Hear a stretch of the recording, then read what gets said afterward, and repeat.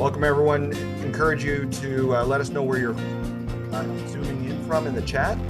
Your name, where you're coming in from, just to welcome everybody.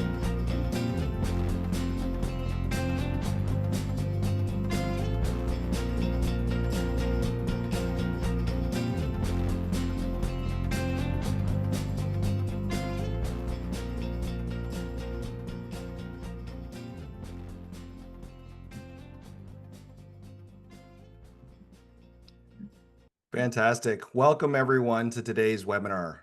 My name's Simon Chan, and I'll be your moderator for today. I serve as a Senior Impact Fellow with Cogenerate and as a Global Ambassador for the Stanford Center on Longevity.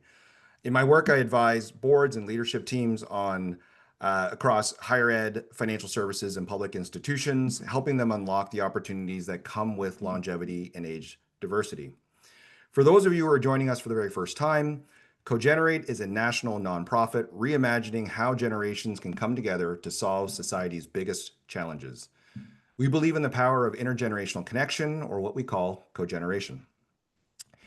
This conversation is part of a larger initiative called Campus Cogenerate in partnership with Campus Compact and funded by the MetLife Foundation. It's an initiative that helps campuses design new models, programs that bring older and younger together to learn, live, and solve problems side by side.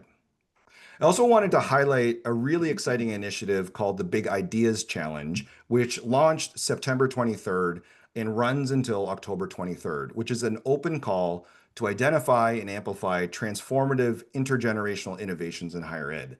I'd encourage you to learn a little more about these challenge. You'll see a link in the chat. And the goal of this is to really uplift transformative ideas that can inspire us all to see the possibilities of cogeneration in higher ed. So why are we here today? Well, higher education's at an inflection point. We're all familiar with the headlines, the enrollment cliff, demographic shifts, increasing challenges around financial sustainability. Yet most institutions continue to focus on traditional age learners 18 to 22, and in previous decades have looked to international students to fill the gap or drive growth. But both of these segments are under strain and declining.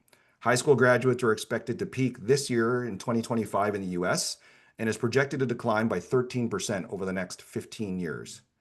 Yet at the same time, there are over 10,000 American baby boomers turning 65 each day. We believe there's an untapped market as the needs and motivations of midlife and older learners are evolving. According to a study by Edward Jones in AgeWave, over 50% of pre-retiree adults now see retirement not as a period of rest and relaxation, but a new chapter of learning, growth, and contribution. Today, we're living in the most age-diverse society in human history, equal numbers of people from 0 to 74 in the US, with 5 generations learning, working, and living alongside each other. So shouldn't our campuses reflect that reality? How could we embrace cogeneration, intergenerational connection, and collaboration as potentially a new value proposition for higher education that's aligned with our mission and strengthens the bottom line? So for the format of today's webinar, we'll begin with opening reflections from each of our 3 presidents. We'll move into a moderated discussion and close with about 5 or 10 minutes of audience Q&A. So I'd encourage you to ask questions, drop them in the Q&A box throughout the session, and we'll address them as time permits. So I want to welcome up our 3 presidents to the stage. These are 3 bold thinkers who are leading the way. We have Kent Devereaux, president of Goucher College in Baltimore, Maryland. Laura Walker, president of Bennington College in Bennington, Vermont. Reverend Dr. David Vasquez Levy, president of Pacific School of Religion in Berkeley, California. Each institution and leader is at a different stage of this journey. David and Kent have already leveraged campus real estate to make their institutions more age inclusive, with programs fostering intergenerational connection. Laura at Bennington is at the beginning of this journey. She's exploring how their beautiful campus, as you can see behind her, can welcome midlife learners and deepen intergenerational engagement. But what unites all 3 of them is institutional support, leadership teams and boards who see cogeneration as strategic. These presidents are very rare examples of leaders who are innovating ways to rethink traditional models and build intergenerational campuses that align with mission and create sustainability. So, welcome all three of you. I thought I'd start off with your origin stories. I think that's always a great place to start, and I'll start with you, Kent.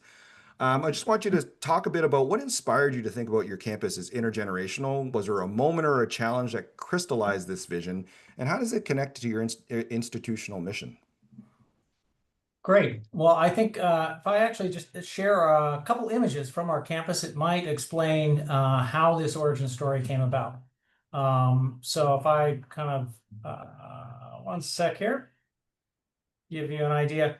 Now, you can see right off the bat, one of the things, we're mainly known as the one of two colleges in the nation that sends 100% of its students abroad. Inspiring global change makers is kind of our tagline. And so that's very key to kind of what we were looking at as we started to look at co-generational learning here. We have in Maryland a very beautiful 300-acre campus, your classic approach to a liberal arts campus, what everyone would imagine, with a traditional 18 to 22-year-old base, undergraduate and graduate around 1,700 students. So a very small, very community-oriented campus, very idyllic, set right on the border of Baltimore City. So you've got the 300 acres of wooded, beautiful campus right next to the city.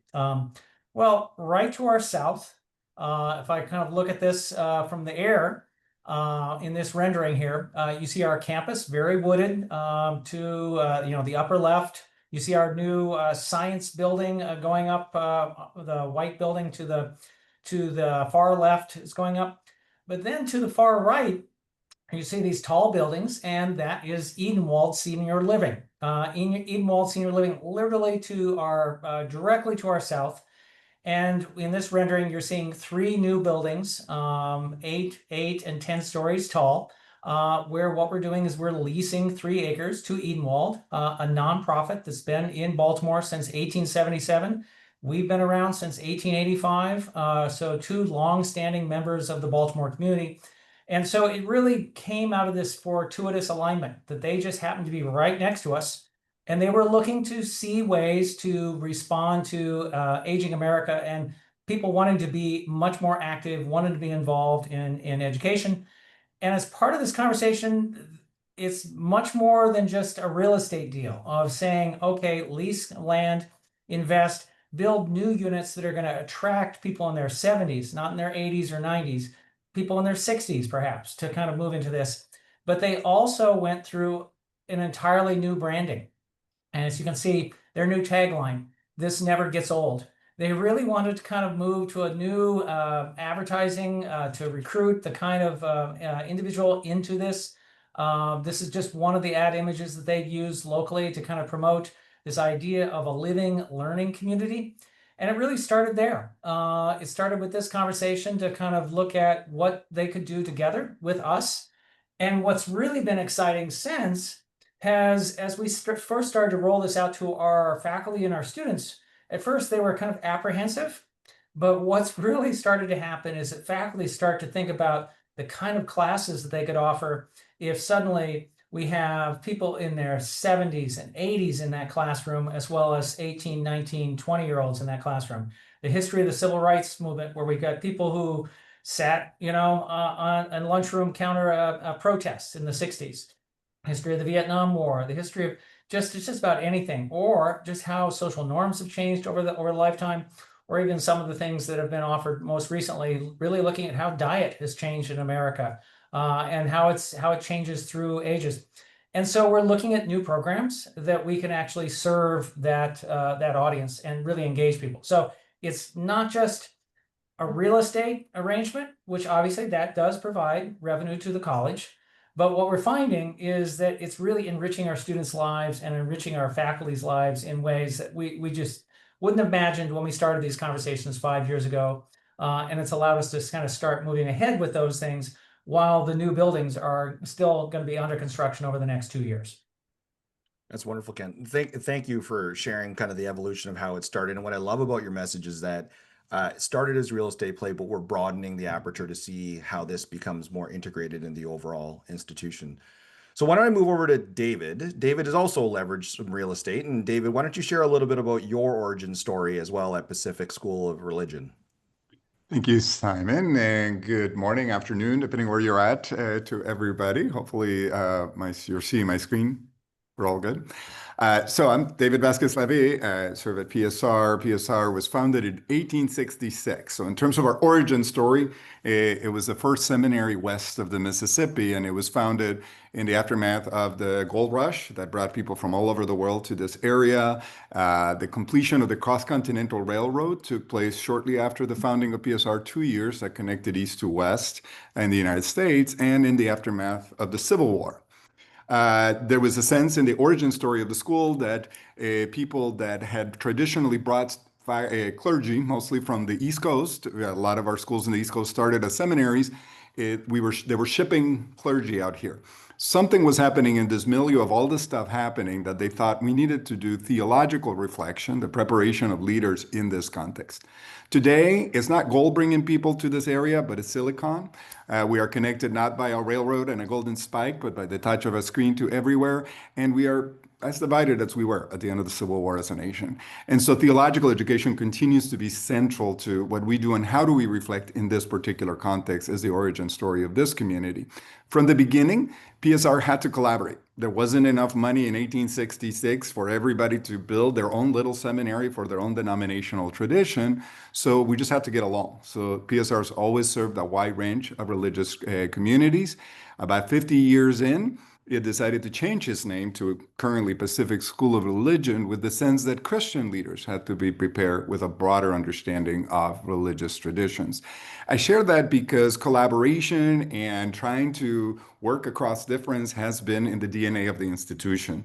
So as we began to respond to major shifts in the way people were pursuing education, we're mostly a graduate program, but we've been developing other programs out of that. We knew that our campus, which is just a beautiful space here in Berkeley, California, needed to be reimagined, right? Our campus follows the tradition of a small, campus that has a quad and then buildings around it. We're right next to the University of California, Berkeley. And we needed to think about how this community would go from being that cloister of preparation of people for 3 years into a master's program into a hub, and the utilization of space had to be different. So over the last 10 years, we've looked at different opportunities. We explored doing initially a residential community that was continuum of care. We had done everything. And that whole plan, after 3 years of dedicated work on it with a partner, had to be shelved because of local opposition to development at that time. A different story today if we were to try it again, but we moved in a different direction, still with a sense of collaboration. And so we broadened that spectrum of generational engagement. And we have brought two partners onto our campus. One is Berkwood Hedge. The goal here is to create an intergenerational campus at Pacific School of Religion, and we identify as a diverse learning community of partners committed to education for social change. Given our origin story, we wanted to make sure that we found partners that were aligned with us in order to be able not just to meet our financial bottom line, but also our missional bottom line. And the process we went through is to identify how do we bring a particular group of people together, and how do those people inform the programs that we do together. And then from that, to think about plays and how does the plays get into the next evolution of a deeper collaboration. So right now we share the campus with Berkwood Hedge. It's a middle school that is focused on social change education, 5th through 8th grade, and then Fung Institute, that is a program of UC Berkeley that focuses on engineering for social change, and they do a master's program. And we try to create collaborative programs so that we move beyond the parallel play. Initially, we just moved into the same place and co-located. We're now moving in the direction of doing a lot more programming together, similar to what Ken described. And then, of course, our goal here is to continue to move then into how does our campus then enable the collaboration that we are creating and facilitate it with more shared spaces and shared collaborative spaces. Thanks, David. And it's really interesting to see that, intergeneration isn't always just about older adults. It's also about other generations as well. So it's a spectrum. Yeah, Laura, and to clarify, just really quick on that, our student body in the graduate program, have tended to move also a whole spectrum. Our students in the graduate program run from 20 to 80. Our oldest graduate will be 84. She's graduating in May. wonderful. So Laura, I want to move it over to you and have you share a little bit about where you're at Bennington and some of the initial thinking you have as you've started this journey. Sure, thank you. And I'm not sharing slides because we have no real estate to show, but you can see that we're at almost peak foliage. It's beautiful here. And it is really, I see it as a kind of a canvas that we're going to paint on in some ways. But I was inspired by really three powerful experiences, and all origin stories begin in childhood. So mine does too. My mother, really devoted most of her career to working with older adults. She was a social worker. She worked at a foundation, and she always had a vision of aging that was joyful and generous and very much about intergenerational families and learning and curiosity. So that forms a foundation for me. But second, I had an experience last year. I was a fellow in a program at Yale, the Experienced Leaders Initiative, and I had the great pleasure to do a lot of reading and to meet amazing people. And I remember reading the Stanford Longevity Center's new map of life, and its headline like stopped me in my tracks. It said, "The 100-year life is here, and we're not ready." And that really crystallized something profound for me in thinking, wow, our social institutions have evolved when lives were half as long, and we need to catch up. We need to figure something out, and that's a great opportunity. And I met there Mark Friedman, who is co-CEO of Cogenerate, and he was the lead faculty member for our group. And, he really introduced me to the concept of cogeneration, which frankly, I think I didn't really get at first. Okay, so it's intergenerational, multi-generational, what's the difference there? And then there's cogenerational. But as I went along, I really understood that cogeneration is what we need, which is working together and experiencing together among people of different generations and creating together. And I really immediately saw its transformative power. But in some ways, most profoundly, it was an experience right here on our campus. So last fall, we had offered a hybrid course called Saving Democracy Together that brought together students in person and people from the Bennington and Vermont community together in person, along with alumni and parents and other folks on Zoom. And we looked at the election. We looked at everything from civics to the essential role of a free press. And what emerged was really quite magical. Students shared the projects they built, like websites to help people find accurate voting information. Older participants shared lived experiences from the civil rights movement, from Vietnam. And it was fascinating. And afterwards, though, the older learners told us that they loved those intergenerational moments and wanted more. They really wanted more. A graduating senior later told me the experience for her was really profound because she was trying to get into the head of the protest movements of the past, and that it combined with some other experience she had down in downtown Bennington, it really changed how she saw herself and prepared for her life going out into the world of multi-generational work. And that's kind of when it hit me. If we're going to save our democracy or reshape our democracy or tackle any one of our society's big challenges, we have to do it multi-generationally. And we have to do it welcoming diverse perspectives and life experiences. So it really is about this world. And I can talk later about the Bennington pedagogy, but suffice it to say that, Bennington was founded in 1932 in the rise of fascism, inspired very much by John Dewey and his philosophy of learning by doing and student-centered learning. And I think there is something really, really profoundly powerful in kind of thinking about that pedagogy for lifelong learning and co-generational work.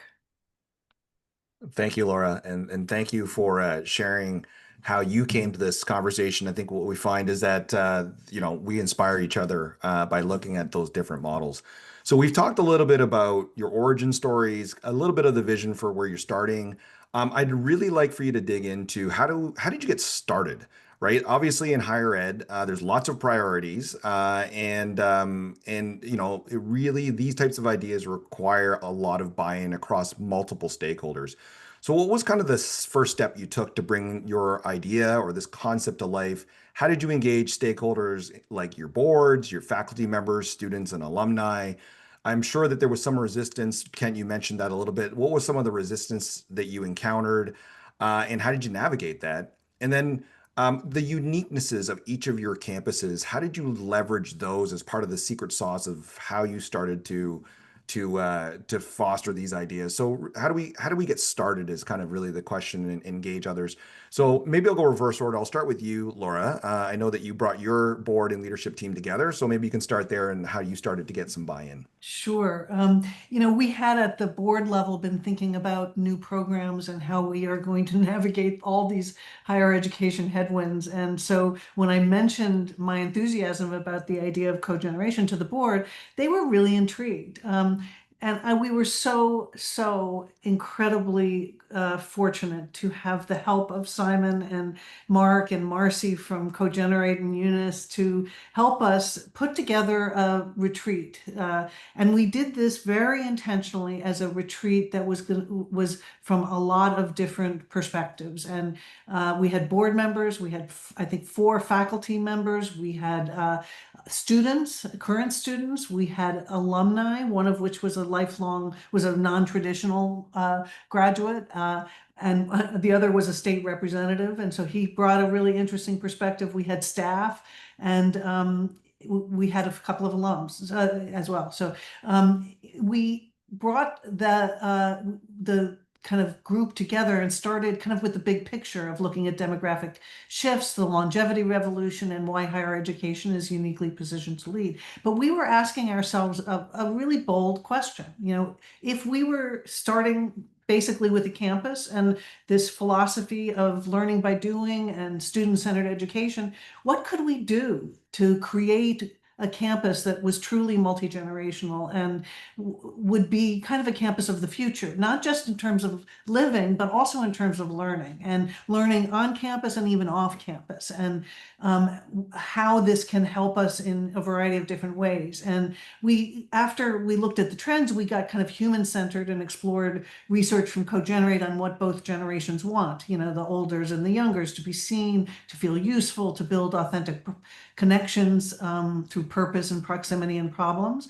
By the afternoon, we imagined several concrete themes. We walked away with ideas around that we are now pursuing in groups that include board members, staff, and soon alums and others around what we can do in the living side. And one of the things that we're so fortunate to have 2 of my colleagues from the Yale class join, Betsy and Gordon, who have done an amazing job to help us kind of think about the possibilities for living, not just senior living, but cogenerational living. And how could we imagine something that really has different generations living together on campus? What kind of learning can we give? And we have an interesting opportunity in that we have summer of 2027, our campus reverts to Bennington. We've been renting it out to Middlebury very gladly and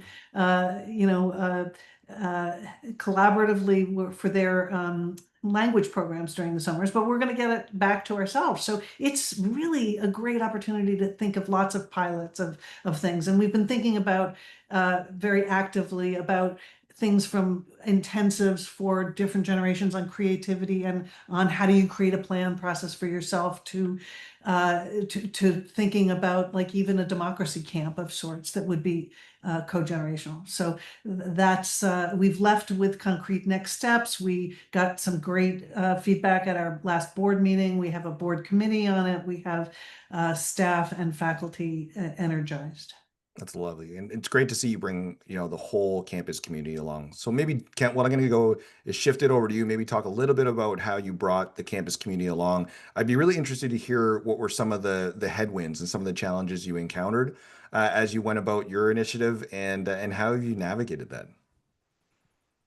Yeah, I think for us, once again, it comes down to having a 300-acre campus surrounded completely by urban and suburban development. It suddenly creates a situation where you always have people coming, calling. And over the years, from when we originally purchased the land here in 1921, 410 acres, over the years, we would sell off a piece, we sell off another piece, then we build a building. The interstate would come through, eminent domain, we lost all that acreage. One bit by bit by bit. So when I started 7 years ago, the board very specifically said, we need to control our future. We're not selling off land anymore because we continually get people pitching us about this office building or this shopping center or this development. And so we said, okay, simple rule going forward. Everything we're going to do is a ground lease. We can control that. I've done it at my previous colleges where I was at, and it works out quite nicely. So it gives us that opportunity to control what's going to be built there over 50 years, 99 years in the case of Edenwald, because we've got to really look at a lifelong learning opportunity. And we said, that all makes sense. So I had, from the get-go, from my board, very specifically a mandate to leverage the asset that we had. So no problem there. I was also very, very fortunate that the CEO at Edenwald had started 6 months before I did. So he came in young, eager, lots of ideas, wanted to do something innovative. So the two of us were just kind of, you know, peas in a pod, no problem right off the bat. And then add to that, both of my in-laws, my father-in-law and my mother-in-law, had gone into one of the first university retirement communities, Oak Hammock, down at University of Florida. They had moved in, one of the first residents there. They'd lived there for 12, 13 years. They both ended their lives there. It was an extremely positive experience from my personal standpoint. So I knew what we were getting into. I knew that they had no alliance with the University of Florida. They were from Rochester, New York. But what attracted to them about that was they wanted to remain active. They wanted to be near an academic center. And then I also saw that Oak Hammock is about 4 or 5 miles from the central University of Florida campus in Gainesville. Here we are presented with an opportunity right off the bat that the new development, people will literally walk out the front door onto our campus. And so there was all these elements that came together that really, right off the bat, said this is the right thing to do. Respected nonprofit, long-term nonprofit, none of those issues. So the only headwinds we ran into was, quite frankly, from students. And students saying, how will this change the quality of our campus? And it was interesting how we started to kind of work with the Student Government Association, some different things. Many students did not realize that those students in classes today, many of our graduate students, average age 34, they're already there. We have students up to in their 70s today. There's students who are auditing classes. And we said, if you look around, you actually notice that we're not talking about thousands of senior citizens coming onto the campus. We're just talking about making this part of our focus and where the curriculum is going. And many of the things that David and Laura have said before about how America is changing is really kind of, it won everybody over in the end. The idea that by 2034, we're going to have more people over 65 than under 20 in America. That really resonated with everybody. And I'll tell you the final thing that really resonated with everybody before we said, let's do this, is Edenwald and us jointly funded a marketing study by Love and Marketing. And they went out and they did the surveys of our alums over 60 years old and Edenwald's prospective residents. And over 30% of our alums who are more than 250 miles away said that they would seriously consider moving back to Baltimore to be part of this community. And Love and Marketing said this is typically in the 7 or 8%. To see 30% of your alums want to move back, that tells you you've got brand affinity with this community. And we've seen that since they announced it. We already have people moving into the existing facility who put down their deposit on the new rooms because they just like the idea of being involved with that, like the idea of going on our study abroad trips. We're doing co-generational study abroad trips. We're really trying to say, look at everything we do across the campus. And it also puts some onus on us. We are on a hill with a lot of stairs, and we added up what it's going to take over the next 10 years to actually make our campus truly accessible, north of $50 million. So that's not going to happen overnight, but if we keep chipping away, our goal in the next 10 years is to make our campus truly 100% accessible. And that's for our students who have mobility challenges today, but it's also to take advantage of how America is aging and Maryland is aging as well. So.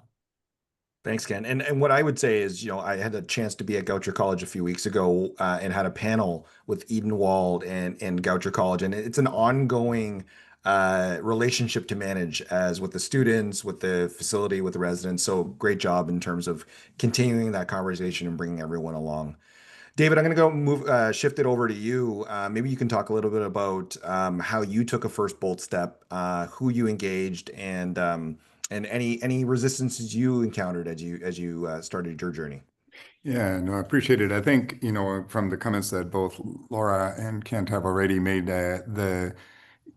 returning to what I said at the beginning, we needed to approach this with a sense of there's a double bottom line we have to meet, right? Similar to what Kent described, we were in a process in which, you sell a certain property because you're no longer utilizing it to resource an institution because of we provide a lot of financial aid to our students, and so there was a sense of losing that without a plan, right? And so a lot of it was we needed a more consistent plan about the decision about how we would utilize the campus.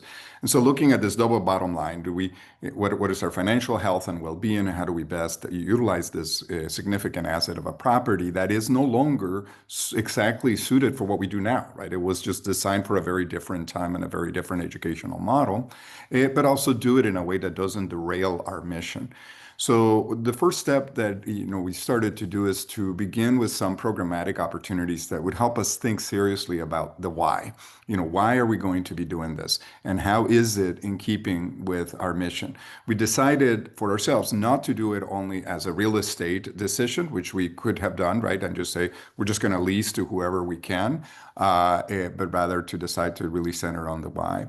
So one of the things we did is, Vincent Harding, some of you may know that name, was a civil rights movement leader. He died in 2014, and we held there were several events around the country to remember his impact.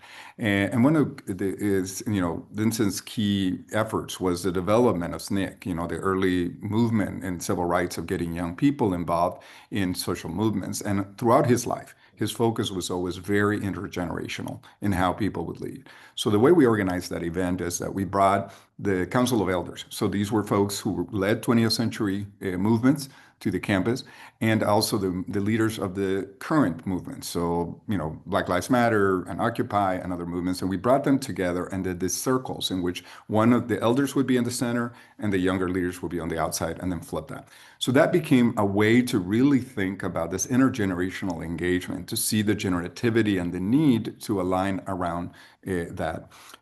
So from that, we really spent quite a bit of time thinking about this reality that you already mentioned at the beginning. And I just want to say a couple of things about it, even though everybody's probably familiar with it. On the left is the bell, of generations in 1880, when most of our organizing of higher education took place, of healthcare, what eventually led to Social Security and other things, and certainly the industrial way in which we're organized, right, with a large base at the bottom. And as you described at the beginning, Simon, now we have this much more distributed line, right? Now, the thing for us institutionally, so we had to ensure there was an alignment of the why. Well, we are 70% people of color as a school, 55% LGBTQ students. If you then bring this and you actually layer generation within this demographic race, the Latino population still maintains this bell curve. So what we realized missionally, and that was really important, right? It had to be an issue of justice. It had to be an issue of finances, but it also had to recognize that for the communities we serve and who we are, their biggest issue is they want to have intergenerational spaces in their churches. Their communities rely heavily on an intergenerational engagement.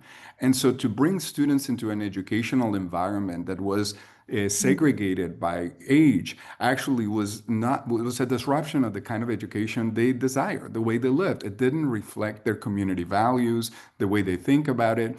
And so while we were trying to really reimagine our academic programs, so the why became really significant. And then, to figure out what can we do? We have a reason financially that we need to do, but is it aligned as an issue of justice? Will it improve our educational outcomes?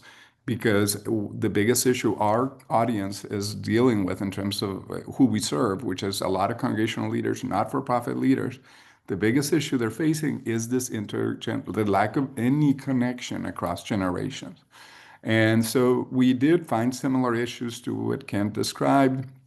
Laura's already began to address those as well, but is the sense that, yes, it's changing the environment a little bit. And at first having children on the campus, something happens after middle school that we stop screaming, but up till that point, we scream a lot. So we have this beautiful campus, right, that is very secluded. You know, we're in the middle of Berkeley, but it's the only sort of open space. And all of a sudden, you know, there's this kids just screaming. So remember, I'll just use this as a final example.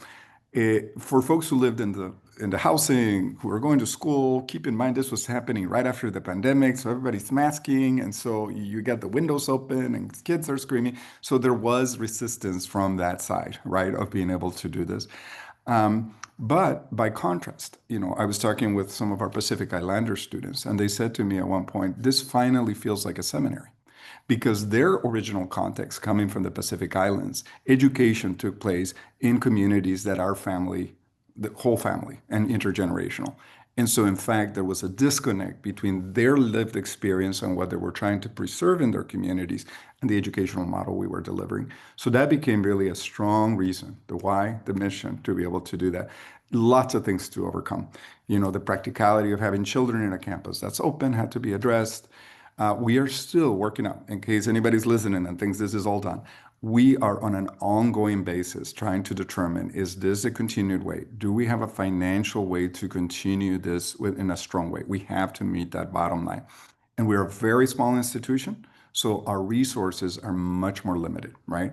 And so we have to be able to determine, it has to be well aligned with mission. Otherwise, you know, it would be easier to sell the campus and find something else to do with the money. Yeah, that's great. We've talked a lot about kind of the macro business model examples, but I think it's important for us to talk a little bit for maybe a couple of quick examples of the human stories around this. So hopefully one of you gets to share a story, an example of an older adult or traditional age student coming together on campus. What are some of the benefits that you've seen bringing those groups together?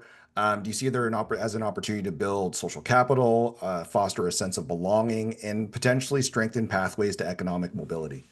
So I don't know if someone wants to share an example that they've had. I'll jump Yeah. in with a couple of examples right away. I mean, it's interesting what emerges when you actually get past the fear of how this is going to change a senior living community with a bunch of young people who have different colors of hair and lots of tattoos and nose rings and everything else.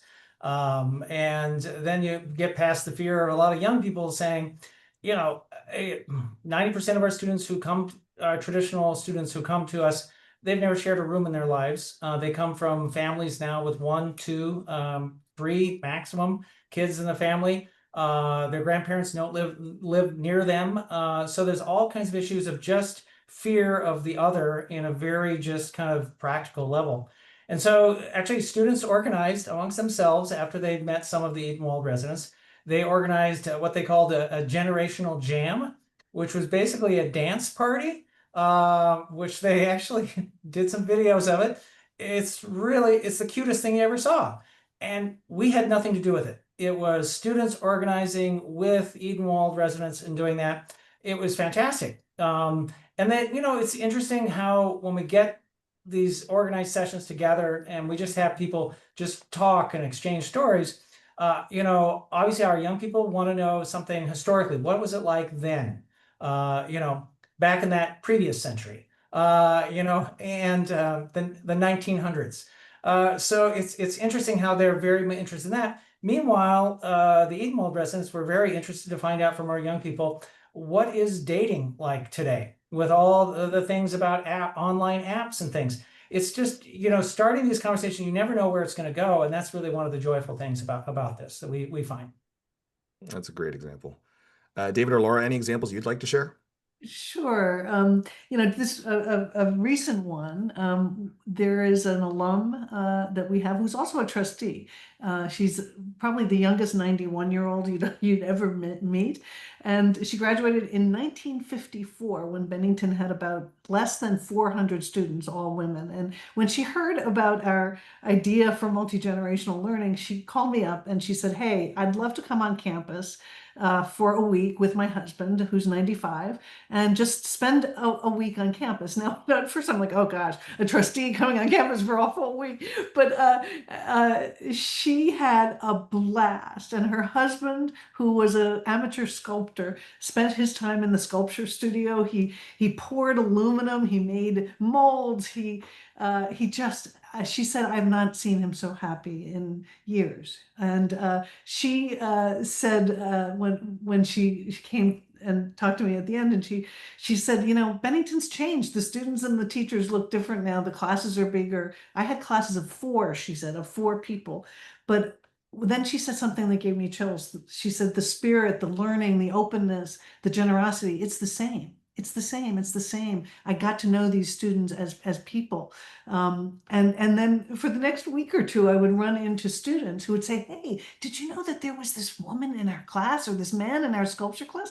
And he was around during World War II. And, you know, it was, and I was, you know, sitting next to him doing sculpture. And, you know, she was telling us about, you know, her time at Bennington. It was magical. And then I'll just say one other very recent one too.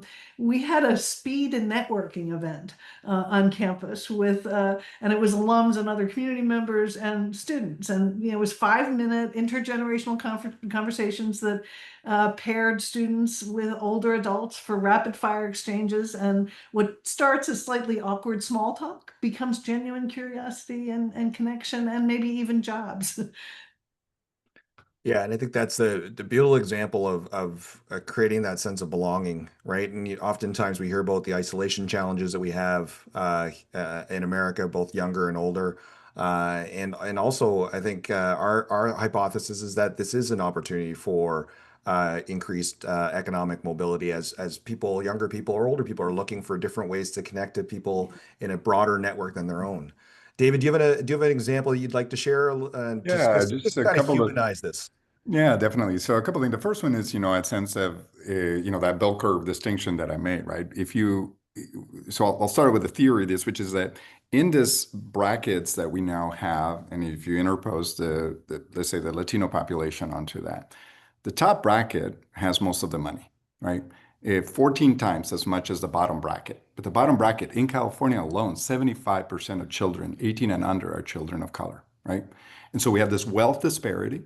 We have this racial disparity, and we have this isolated groups, right, that don't see each other. And so you can go right into those cracks to create lots of fear, of what hair they're wearing, like Laura saying, or Kent, who was mentioning, the anxiety and fear of each other, right? And how do we learn to hear from each other and understand one another? So I think a lot of it has been able to bring some of our, the majority of our donors are older. They represent the demographic of many of the congregations that are connected to our institution. There's a large section of them that are becoming older, right? And they tend to see themselves as declining and not having a lot of resources. So part of what we've been working with is to have some of those folks who are part of those congregations who are older to come into the community to spend time with young people, both at the undergraduate program at UC Berkeley that's part of our campus and the master's program, but as well with the younger kids. So one example of the event is the engineering school does an annual kind of poster similar to, I think Laura described that, right? Like where they're doing all the activities and reflecting on what they've done over the year. They do these phenomenal projects on engineering solutions to social change. So what we did is we reached out to congregations to bring both youth groups and adults, older adults, to participate in that in those past series, or just being able to walk around, be on the campus, and learn about what these folks are working with. And so it began to create these connections between some of them are our donors, some of them are just members of congregations who are beginning to see a young generation who is very engaged and really interested in solving social issues. So alignments began to happen between them around how do we respond to environmental issues, both from an engineering perspective to try to solve it from that, but also to be able to do that in terms of how do we then bring this out into the community. So out of that, some partnerships have developed that allow these projects that are theoretical for the students to actually find ways to be implemented in a large network of communities that are involved. So That's wonderful. So why don't we maybe shift over to a few questions? There seems to be a fair amount of questions in the chat, so I'm going to navigate this a little bit. The first one I'll take is around buy-in. Each of you touched on it a little bit. Julia ask the question about what is your experience of how to gain buy-in of higher ed leaders when faced with limited budgets, pressures of scaling back, and perhaps each of you talked a little bit about pilot projects. What are some pilot projects that you're either thinking about or have actually executed on as proof of concepts to get the momentum going? Maybe Laura, I'll throw it over to you because I know that you're in that early stages. So what are some things from a pilot project that you're thinking about that you might want to share with the group to inspire them? Sure.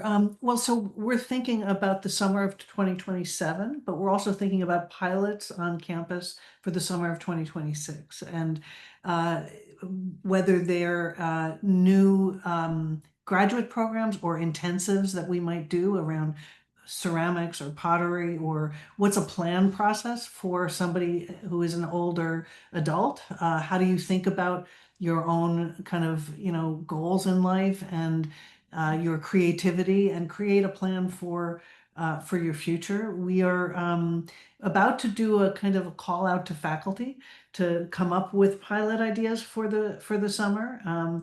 And we are also, even Charlene coming on campus, that was a pilot. I could not have asked for a better advocate, because she came back to the board and she said, there's something here. And everybody wanted to go. And also it helps us raise money, because as people are excited about the idea, they are raising money around it. We are also piloting a couple of older students coming in for masters in public action that would be full pay students, and help us in that regard, and also help the conversation in our Center for the Advancement of Public Action. Awesome. And what I love about your examples, Laura, is that while space is one of the areas that you can innovate on, there are other areas like programming that are opportunities for you to get started and test the waters to see and build appetite around this. Kent, maybe I'll turn it over to you just to see any pilots you have executed on to kind of build your way up to this. Any that you have in the forefront that you're looking to explore. Yeah. And once again, this is maybe unique to us, but also anyone who's at a college where there is an existing retirement community nearby that you're thinking about partnering with. One of the things we're looking at is we're talking about new construction. So that construction starting this year, that facility won't open until the end of 2028. So, that's going to happen. But our mantra on campus is basically, why wait? So we've started the cogenerational classes now. We've started offering 2 credit and audited 7-week classes. We've done that with our faculty. We've done initial kind of pilot grants to faculty. If you got an idea, you want to team teach something, come up with some ideas, do that. That's proven very successful for us. Just try things, see what works, what doesn't. This year we typically run about 10 study abroad, faculty-led study abroad trips every year, 2 to 3 week long. We did one this summer that was the first cogenerational one. This next year we'll probably do 2. So you pilot those, you can kind of figure out the model. So before we've even built anything new, before new people move in, we're working with our existing population, which is a little older, average age 83, versus the people in their 70s, to get going on those kind of things. So I think all of those are possible pilot opportunities that could happen with an existing retirement community that's located nearby. It doesn't involve real estate development, doesn't involve a big capital investment, but it really pays dividends in terms of the interactions with the students, exposure to the broader community, town-gown relationships. There's a lot of benefits that really come out of that. And we've seen that really translate into increased attendance at lectures and performances on our campus. More and more, we're seeing more older adults in the surrounding area come to performances on campus and just mix with the students. So all of that's things that, quite frankly, don't cost any money at all. So That's wonderful. And just a really quick comment. I know there was a question in the in the question box from Bob around university retirement communities and whether there's a listing, and there actually is. It's university retirement communities. One of our colleagues, Andrew Carl, runs that, and it's actually a listing of all the different university retirement communities that are in the U.S. And I believe the number is about 85. And again, they're varying proximities to campus, et cetera, but there is something of reference. David, what I want to turn over to you is another question is around building on existing capabilities. Someone mentioned that they have an OLLI program, an OSHR lifelong learning program on campus. How could they build off of that?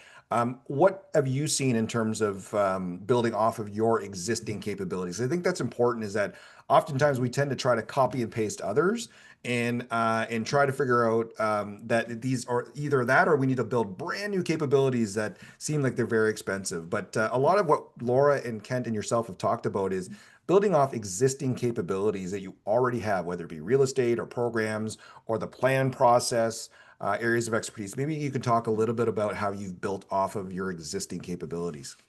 Yeah, well, the first thing, again, I want to just remind folks is that if you're sitting with us now for us, like this is a complete trial and error process, right? Like there is a lot of, sort of untraveled roads that you spend a lot of resources and time doing. And so it is critically important to continually try to figure out where's our strength, what is our mission, what is the why that can advance it so that the motivation, to pursue it isn't just, based on either a resource generation area, but that there is really a why that's driving that is going to advance your mission, even if the whole thing doesn't necessarily pan out the way you had hoped for it to be done. And we've had a number of things kind of come and go. We had a middle school that basically was a charter. The charter was full. We lost resources out of that because they basically closed overnight, right? We had this large project to redo the campus as on a continuum of care, as I said at the beginning, and that fell through.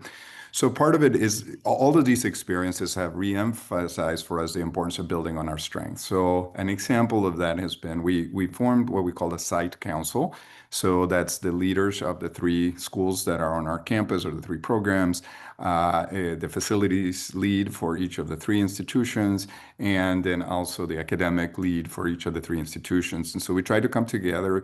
There is both socializing that we do. We try to bring all of our faculties, everybody together, for bringing a taco truck and have everybody come out and get to know each other, to build trust, to build relationships. But the site council tries to think ahead, both look back at the last semester, how did it go, any issues, any things that came up, but then also look ahead at programmatic offerings and where are there opportunities for collaboration that might take place. Mm-hmm. So one example would be, we have at PSR, we have a small museum that is an archaeological collection from outside of Jerusalem. Middle schoolers have a 5th grade requirement around sort of ancient world and global cultures. So we developed a program with the middle school that brings the kids into contact with materials that are 2,000 years old. And the nature of our collection is such that you can actually handle this stuff, right? Because it's a large collection of everyday stuff. So, and then from that program, just with the middle school on our campus, now we apply for a grant and we're developing it as a program we can do with other middle schools. So the middle schools can come onto our campus more regionally to be able to participate in that. So I think that the pilot, the start out, the initial ideas help us to do that, to be able to pursue it. Another example of that is, in terms of the direction that came out of our last site council meeting was, we are working with a number of our denominational and congregational institutions that have large properties and are trying to figure out what to do with them, right? Because a lot of churches have more property than what they know what to do. And they're going at it kind of haphazardly, right? So what we're working with the Fung Institute is to propose one of our ideas as a project for them to take on for next year, to do an AI system that would analyze the properties of congregations in a region and analyze both sort of the data that's available about the congregation's health and well-being and their future, and as well as all the limitations within their area of what could be possible to do with their building. So part of what we're trying to do in terms of our strengths is to say, we've had to figure out how to repurpose our campus in a way that is mission aligned and leads to finances. How do we turn that around and then teach it to our students who are going to be leading not-for-profits and organizations, and then also increase our partnership with others. On a financial side, our hope, honestly, is that in that process, there are partner congregations that may identify they no longer have a future. A lot of them are closing. We want to be a partner with them so that when they make a financial decision as to where to invest, they see the value that we bring and consider investing part of that legacy into the work that we're doing. That's wonderful. And what the theme that I really want to just emphasize through all three of your conversations today is really the theme of mission alignment, right? And I think it was a board member, Laura, that said is mission consistent. How do we how do we make sure we're mission consistent, but also have an eye on obviously revenue generation and sustainability? So, we got a couple of minutes left. I just want to thank all my colleagues who are in the chat who are actually adding links. People like Melody and Lindsay are adding links about things I'm talking about. This is a very small ecosystem and it's a growing ecosystem. And I think this is a great example of how we could support each other in sharing best practices and broadening the conversation. So I want to go kind of rapid fire, maybe in a minute or less. I'm going to ask each of you the same question, which is, what is one bold step you'd encourage your fellow presidents, senior administrators, or innovators who are on this call to take either tomorrow or the next week or two to begin this journey? So why don't I start with you, David? There's a massive urgency in the world, and we are sitting on incredible assets as institutions. So I think that would encourage all of us to consider how we steward those resources to make impact. And intergenerational, a deeply divided nation, politically, socially, economically, and generationally, it's extremely dangerous. So I think at least exploring what is the issue in your community that you can rise to create a deeper connection that is in alignment with your mission, and to at least have those conversations to see what your incredible assets can be done. Great. So aligning the community challenges to the institutional assets and how can cogeneration advance that? That's perfect. Kent, go over to you. I would say have conversations with identify the institutions in your area to begin with, and start those conversations. We did not know where this was going to go when Mark Beggs at Edenwald and I started this conversation, but we knew there was a need. We knew that America was aging, and I just think of some of the simple things that have emerged out of this. We actually now have, I think, 3 staff members who are living at Edenwald. We've got 3 faculty members living at Edenwald. Visiting professors, a first-year professor, we can offer them free housing. In Edenwald, they meet people in the hallway. They start that connection. That was something that we didn't have an opportunity to do that. And Edenwald hadn't had a couple units available, and they said, sure, let's do it. Let's start that conversation. You never know where this is going to lead.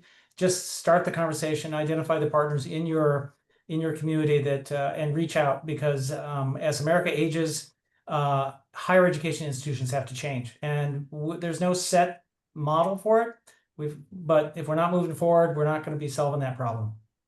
Thank you. And connecting that back to that new map of life concept to vote and how higher education plays a role in that critical change. Laura, over to you. Sure. Thank you, Simon. And thank you, Kent and David. Really inspiring stories. I really am honored to be with you. I would say 2 things. One is, if you're thinking about cogeneration, start first with a cogenerational group. And I think it is really important to involve the students and faculty and older alumni and older people from the community to think together, because it is in that process that you're going to discover things and get the best ideas, probably. And then secondly, I think it is about grounding, as we've talked a lot about, in the values.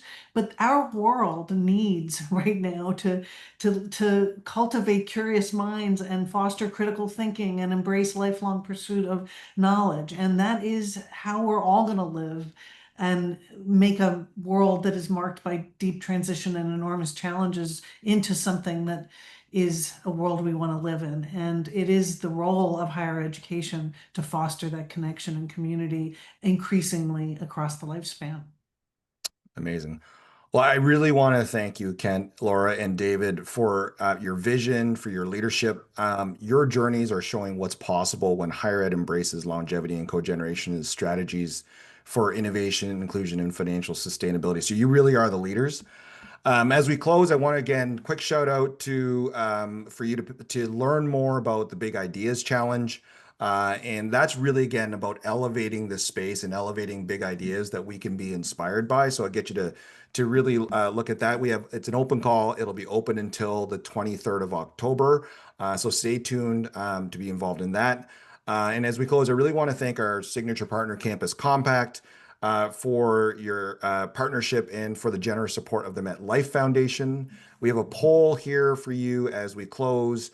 How likely are you to explore cogenerational strategies on your own campus? And ask you to quickly respond to that. And thank you, everybody, for joining us today and for being part of this growing movement to reimagine higher education for our multi-generational society and this multi-generational moment. Thank you, everybody, and thank you to the three of you for your for your leadership.